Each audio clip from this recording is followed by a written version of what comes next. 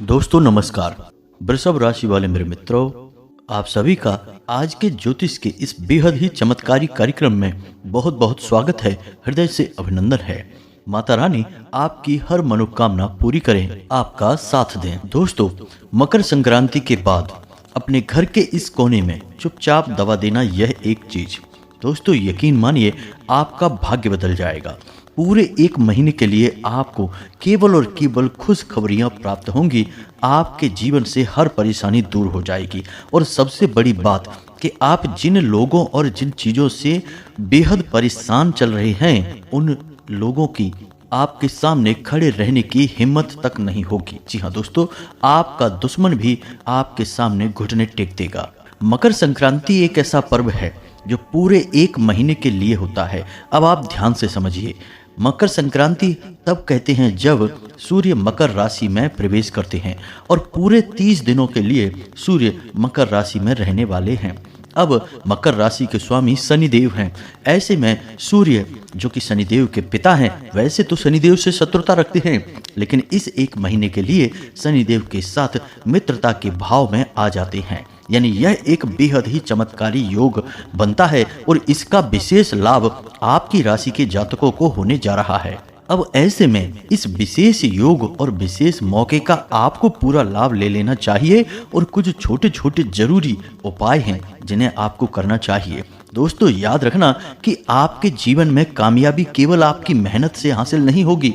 आपको कुछ न कुछ विशेष उपाय अवश्य लगातार करते रहने पड़ेंगे, क्योंकि दोस्तों आपके साथ समस्या यह है कि आप जैसे जैसे जीवन में आगे बढ़ते हैं, आपके जीवन में नकारात्मक ऊर्जा आपको लगातार घेरती रहती है। अब इसमें आपकी कोई गलती नहीं है, आप बेहद ही साफ, स्वच्छ और पवित्र हृदय के इंसान हैं। लेकिन दोस्तों याद रखना, चादर जितनी सफ़ेद होती है, दाग उतनी ही जल्दी उसमें लग जाता है, दिखाई भी देता है। तो ठीक इसी प्रकार आपकी शुद्ध सकारात्मक ऊर्जा जो आपके मन में वास करती है, वह बड़ी ही जल्दी दूषित भी हो जाती है, क्योंकि आसपास नकारात्मक ऊर्जा का वातावरण हमेशा बना ही रहता है।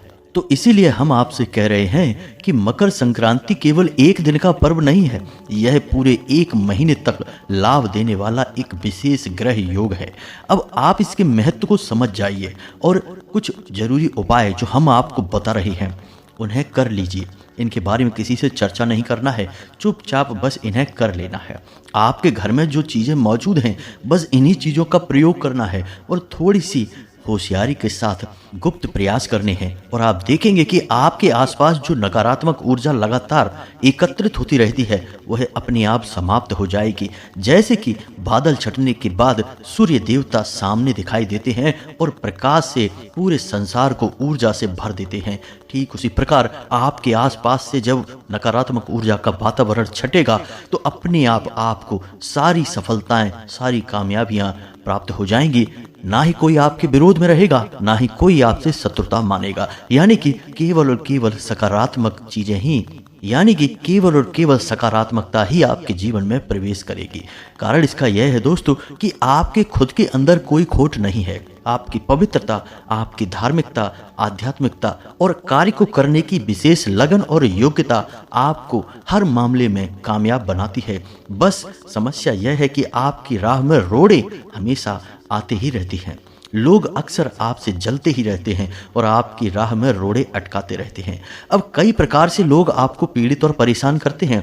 कभी रुपए पैसे को लेकर आपको परेशान करते हैं, कभी भावनात्मक तौर पर आपको परेशान करते हैं, कभी किसी अन्य प्रकार से आपको पीड़ाएं पहुंचाते हैं, पीठ के पीछे आपकी बुराइयां करते हैं, आपसे ही काम निकलवाते हैं, फिर आपकी ही बुराइयां करते हैं। तो इन सब बातों का आपके ऊपर, आपके कोमल मन पर बहुत गहरा प्रभाव पड़ता है। तो बस इन सब चीज़ों से आपको बचने की ज़रूरत है और इसीलिए आपको उपाय करने हैं दोस्तों। तो बस वीडियो को पूरा देखिए, मन में विश्वास रखिए दोस्तों। विष का वास बिल्कुल भी मन में नहीं रखना है। आप दूसरों के बहकावे में कभी कभी आकर अपने मन में विष का वास कर लेते हैं और इसी वजह से आप कई बार अच्छी चीज़ों से और अच्छी परिस्थितियों से चूक जाते हैं। तो अब इस बार ऐसा मत होने देना दोस्तों। वीडियो आप पूरा देखेंगे तो आपको निश्चित ही 100% इसका लाभ प्राप्त होगा, हम इस बात की गारंटी देते हैं। तो पूरा वीडियो देखिए। तो चलिए दोस्तों, आज के इस वीडियो को प्रारंभ करें, लेकिन इससे पहले आपसे एक निवेदन है कि कमेंट में पूरे भाव के साथ माता को याद करते हुए, जैसे कि आप अपनी करुण पुकार से अपनी माँ के हृदय को पिघलाना चाहते हैं, बिल्कुल उसी भाव के साथ कमेंट में जय माँ भद्रकाली कृपा करो 1 बार नहीं 3 बार लिखना दोस्तों। निश्चित ही माता आपकी पुकार सुनेंगी और आपकी ओर दौड़ी चली आएंगी। और एक बात बता दें दोस्तों कि जिन लोगों ने कमेंट बॉक्स में अपना नाम और अपना स्थान लिखकर भेजा था, हमने उनके नाम से आहुतियाँ सर्व मनोकामना पूर्ति हवन में जो शनिवार को कराते हैं उसमें करवा दी हैं। और भी लोग आप अपना नाम निश्चित तौर पर भेजिए दोस्तों। माता के इस खुले दरबार में किसी के लिए भी कोई सीमा नहीं है। माता रानी आपकी और सबकी मनोकामनाएं पूरी करेंगी। इसी के साथ साथ दोस्तों आपसे एक छोटा सा निवेदन और है कि यदि आप चैनल पर पहली बार आए हैं तो इस चैनल को सब्सक्राइब करके बगल में जो घंटी का निशान है उसे अवश्य ही दबा दें दोस्तों। इससे आप हमारा बहुत अधिक मनोबल बढ़ाएंगे और यह बिल्कुल ही फ्री है। तो दोस्तों जल्दी करिए, चैनल को सब्सक्राइब करिए। चलिए आगे बढ़ते हैं। तो दोस्तों ध्यान से समझिए, आपका जो घर है वह असल में मंदिर का ही एक स्वरूप है। वहाँ वही ऊर्जाएं रहती हैं जो मंदिर में रहती हैं, लेकिन सूक्ष्म रूप से रहती हैं दोस्तों। तो कहने का मतलब यह है कि आपके घर में हर एक स्थान पर देवी देवताओं का अलग प्रकार से वास होता है, लेकिन कभी कभी ऐसा होता है कि घर की ऊर्जाएं बदल जाती हैं, या तो हमारी ही स्वयं की कुछ गलती की वजह से, या फिर प्राकृतिक तौर पर कोई ऐसा कारण बन जाता है जिससे कि दैवीय शक्तियां घर से बाहर जाने लगती हैं और उनके स्थान पर नकारात्मक शक्तियां या यूं कहें कि भूत प्रेत की शक्तियां घर में प्रवेश होने लगती हैं। तो अब हमारा काम यह है कि हम अपने घर की ऊर्जा को शुद्ध सकारात्मक ऊर्जा में बदल दें। अब इसके लिए हमें कुछ न कुछ छोटे छोटे उपाय अवश्य ही करने होंगे। तो दोस्तों इसी विषय में लाल किताब यह कहती है कि जैसे हम अपने शरीर को साफ स्वच्छ रखते हैं, नहलाते धुलाते हैं, खाना खिलाते हैं, इसे स्वस्थ रखते हैं, क्योंकि हम इस शरीर से सवारी करते हैं, इस शरीर से ही जीवित दिखाई देते हैं, इसका उपयोग करते हैं। ठीक इसी प्रकार हमारा घर भी हमारा शरीर ही होता है, क्योंकि हम उसके अंदर रहते हैं और उसी से सकारात्मक ऊर्जा ग्रहण करते हैं। तो जिस प्रकार हमारा धर्म बनता है कि हम अपने शरीर को साफ सुथरा रखें और इसकी सेवा करें, इसी प्रकार हमारा धर्म यह भी बनता है कि हम अपने घर की साफ सफाई करें और इसकी सेवा करें। अब सफाई से यहाँ पर मतलब है हमारा कि इसे शुद्ध सकारात्मक ऊर्जा से भरने का प्रयास करें। तो वैसे तो घर के हर एक भाग का एक विशेष महत्व है, धार्मिक आधार है, लेकिन आज हम बात करने जा रहे हैं घर के एक ऐसे भाग के बारे में जो आपके जीवन में एक महत्वपूर्ण स्थान रखता है दोस्तों। और इसी स्थान पर आपको यह एक चीज चुपचाप छुपा कर रख देनी है। अगर हो सके तो इसे कहीं दबा कर रख देना। किसी से इसके बारे में कोई चर्चा नहीं करना है, यह गुप्त है लेकिन बेहद सक्रिय है। अब इस चीज से एक ऐसी विशेष ऊर्जा का प्रवाह उत्पन्न होगा जो आपके संपूर्ण घर की ऊर्जा को सकारात्मक ऊर्जा में बदलने का दम रखता है। जी हाँ दोस्तों, इसका प्रभाव आपके जीवन में कुछ ही दिनों में दिखाई देना प्रारंभ हो जाएगा। तो अब जो बातें हम आपको बताने जा रहे हैं उन्हें आपको ध्यान से सुनना है। दोस्तों आपके घर में 3 सबसे महत्वपूर्ण स्थान है जो आपके जीवन में बहुत विशेष स्थान रखते हैं, महत्व रखते हैं। सबसे पहला स्थान है आपके घर का ईशान कोण। जी हाँ दोस्तों, अब ईशान कोण के बारे में हम आपको अपने पिछले कई वीडियो में बता चुके हैं। छोटी सी झलक आपको इस बार फिर से बता देते हैं कि आपके घर की जो पूर्व दिशा है और उत्तर दिशा है उसके ठीक बीचों बीच जो एक कोण बनता है, एक कोना निकलता है, उसे ही ईशान कोण कहते हैं। ईशान कोण जैसा कि इसके नाम से ही पता चलता है, यह भगवान का स्थान होता है, ईश का स्थान होता है, ईश यानी भगवान। तो अब इस स्थान पर आपको साफ सफाई अवश्य ही रखनी होगी दोस्तों, क्योंकि दोस्तों ऐसा है कि एक दवा खा लेने से ही अगर बीमारी ठीक हो जाए तो हर रोगी को केवल एक ही गोली दी जाए और वह ठीक हो जाए, लेकिन ऐसा होता नहीं है। साथ में कई और प्रकार की दवाइयाँ भी दी जाती हैं जो सहायक होती हैं। बीमारी की तो एक ही दवा होती है, लेकिन अन्य दवाइयाँ शरीर में उस माहौल को उत्पन्न करती हैं ताकि दवाई जो बीमारी वाली है वह अपना काम कर सके। ठीक इसी प्रकार यह जो चीज़ है जिसके बारे में हम आपको बताने जा रहे हैं, इससे पहले आपको यह ज़रूरी बातें बता दें कि कुछ छोटे-छोटे सुधार आपको अपने घर के अन्य स्थानों पर भी करने होंगे, तभी इस चीज़ का पूरा प्रभाव आपको दिखाई देगा। तो अब आप ध्यान से समझिए, ईशान कोण को आपको साफ सुथरा रखना है। यहाँ पर कोई भारी सामान नहीं रखना है और हो सके तो शाम के समय एक दीपक इस स्थान पर अवश्य जलाएं और हरे पेड़ पौधे आप यहाँ पर लगा सकते हैं। जी हाँ दोस्तों, आप चाहें तो यहाँ केले का पौधा लगा सकते हैं। प्रकाश की पर्याप्त व्यवस्था करें। अगर इस स्थान पर आपका कोई कमरा है जहां आप कोई हरियाली वाला पौधा नहीं लगा सकते हैं, तो फिर आप यहाँ पर हरे भरे पौधों वाली कोई फोटो या तस्वीर लगा दें। जी हाँ दोस्तों, अब याद रखना कि यह भगवान का कोना अवश्य है, लेकिन इस कोने में आपको भगवान की कोई फोटो या तस्वीर या कोई मूर्ति नहीं रखनी है, क्योंकि यह आपका पूजा का स्थान नहीं है। भगवान की फोटो या तस्वीर केवल पूजा वाले स्थान पर ही रखी जाती हैं। तो इस स्थान पर आप हरे भरे पौधों वाली कोई एक तस्वीर, सीनरी वगैरह आप लगा दें। अब इस स्थान के छत पर, यानी कि आपकी छत पर जो ईशान कोण बन रहा है, वहाँ पर आप हरे भरे पौधे लगा सकते हैं। केले का पौधा लगा सकते हैं, आप चाहे तो समी पत्र का पौधा लगा सकते हैं, या फिर आप बेल पत्र का पौधा भी लगा सकते हैं। तीनों पौधे अत्यंत धार्मिक महत्व वाले हैं, पवित्र हैं। तुलसी का पौधा आपको यहाँ नहीं लगाना है। यह कोण भगवान भोलेनाथ को समर्पित है और तुलसी को भगवान भोलेनाथ से दूर ही रखा जाता है। जी हाँ दोस्तों, यह शास्त्रों में विधान मिलता है। तो अब आपको तुलसी को कहाँ रखना है? यह तो हो गया आपके ईशान कोण का। इसे आपको साफ रखना है और इसे आपको जितना हो सके हल्का रखना है। कोई भारी सामान न रखें, जूते चप्पल वगैरह न रखें और प्रकाश की भरपूर व्यवस्था रखें। चाहे दिन हो चाहे रात हो, यहाँ एक बल्ब अवश्य जलना चाहिए, अंधेरा नहीं होना चाहिए। जी हाँ दोस्तों, अब ब्रह्म स्थान की बात करते हैं, जो आपके घर का केंद्र है, आंगन है और ठीक बीचों बीच में है। यहाँ पर तुलसी का पौधा अवश्य होना ही चाहिए, हर हालत में होना चाहिए दोस्तों। ब्रह्म स्थान में यदि तुलसी का पौधा स्थापित किया जाता है तो उस घर में हमेशा ईश्वर का वास रहता है। जी हाँ दोस्तों, भगवान ऐसे घर को कभी छोड़कर नहीं जाते किसी भी हालत में। तो आप यहाँ पर तुलसी का पौधा स्थापित करें, यदि है तो ठीक है, नहीं है तो अवश्य करें।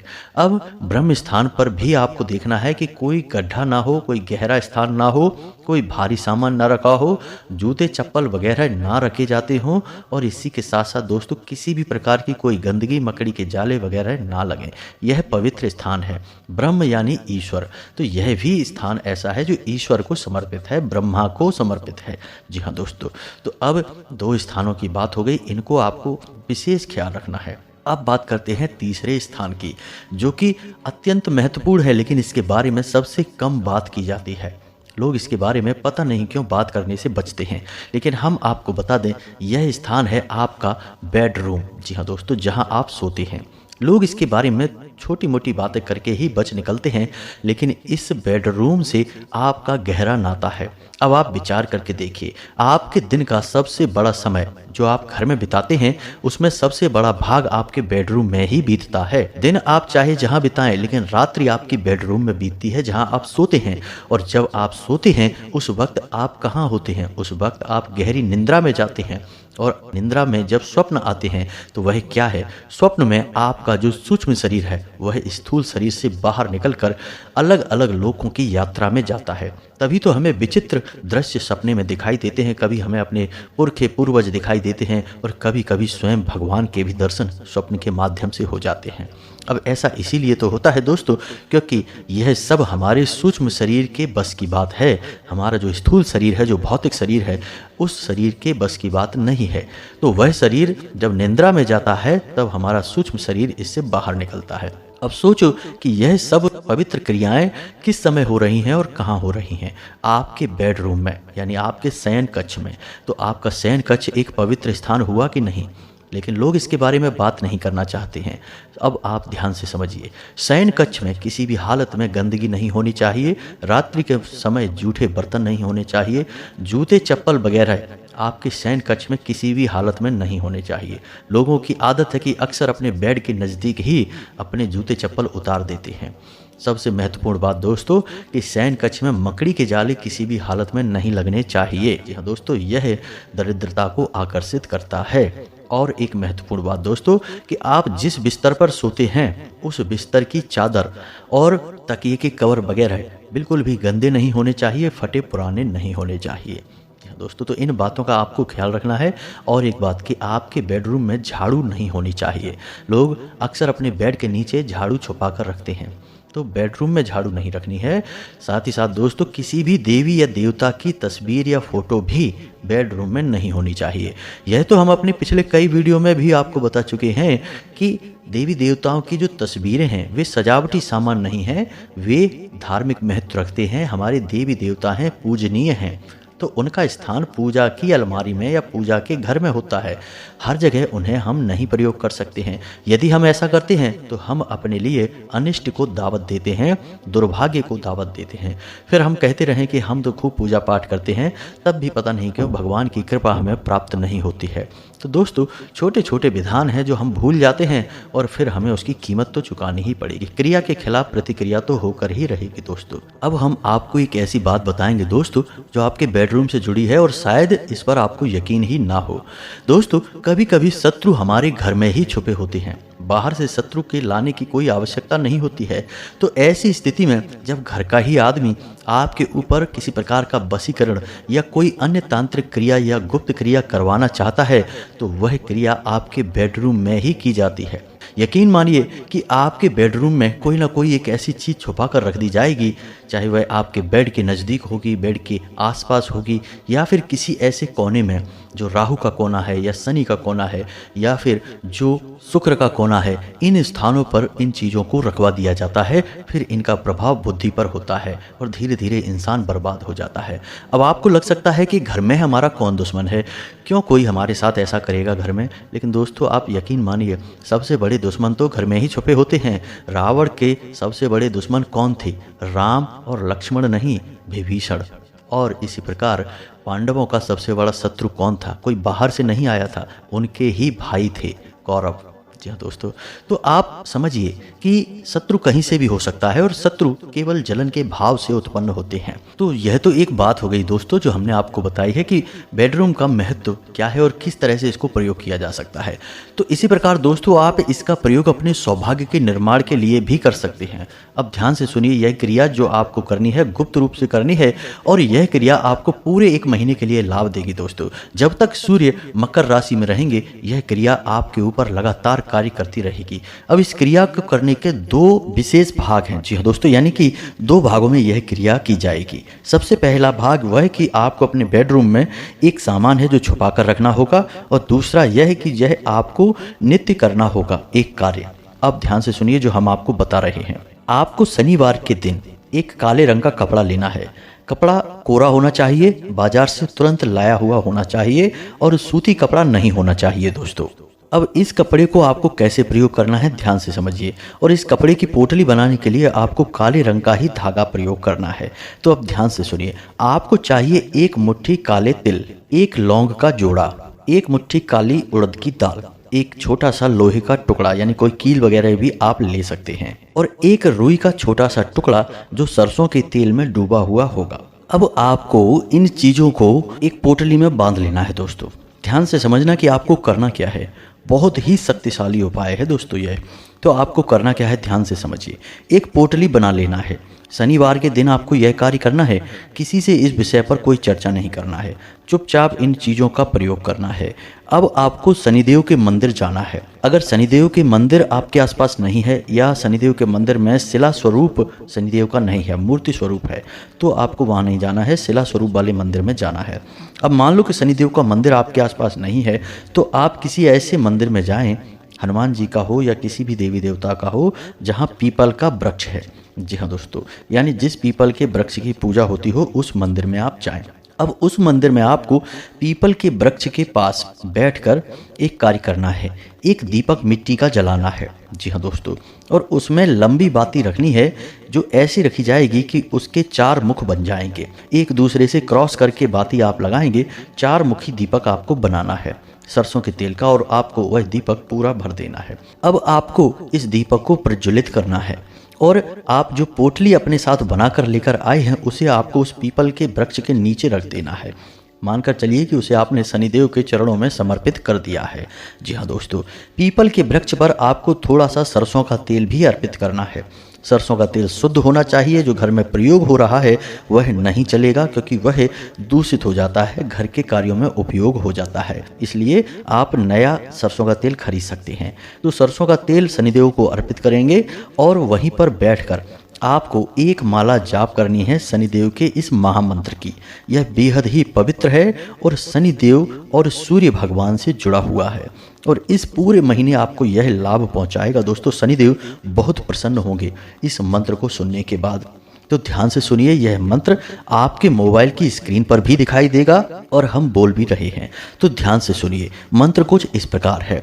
ओम नीलांजन समाभासम रविपुत्रम यमाग्रजम छाया मार्तंड संभूतम तम नमामि शनैश्चरम। जी हाँ दोस्तों, ध्यान से सुनिए, मंत्र एक बार फिर से बोल रहे हैं। ओम नीलांजन समाभासम रविपुत्रम यमाग्रजम छाया मार्तंड संभूतम तम नमामि शनैश्चरम।